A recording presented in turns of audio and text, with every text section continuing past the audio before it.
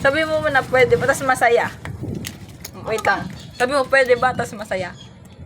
Pwede ba? Pwede Pwede ba? Isa pa. Nay, natawa ko eh. Isa pa. Bakit po kayo nakatingin? Gusto niyo po ba subukan? Dali, dali, dali. Wait lang, Nay. Halika dito. Nay! Nay, sabi mo. Sabi mo. Nay, tara dito. Ipapasabi lang ako sa'yo. Sabi mo, pwede ba? Tas masaya. Pwede ba? Isa pa. Nay, natawa ko eh. Isa pa, Nay.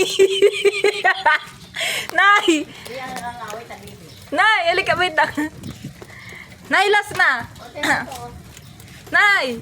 Sabi mo. Nay! Nay, wait lang, ito ka muna. Sabi mo muna pwede ba, tas masaya.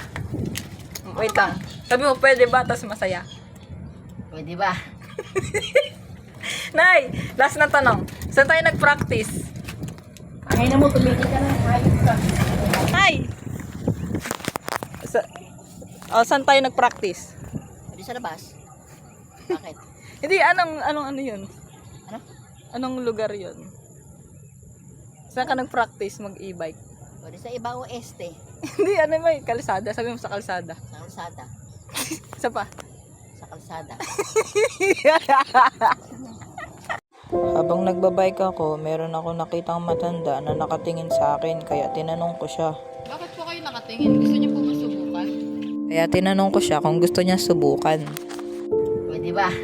At sa mga oras na to, kitang-kita natin sa mga ngiti niya kung gaano siya kasaya. Masayang masaya si Lola na nakapag-e-bike siya. Kaya kapag may nakatingin sa inyo, huwag kayo mahiyang tanungin kung gusto nilang isubukan. Ganyan lang kasimple pasayahin ng mga lola natin. Kaya pagbigyan na natin sila. Pagkatapos niya subukan, sinundan ko siya. Tinanong ko siya kung saan siya nakatira. At ang sinagot niya, Kalsada. di ko masyado narinig kaya pinaulit ko sa kanya. Kalsada.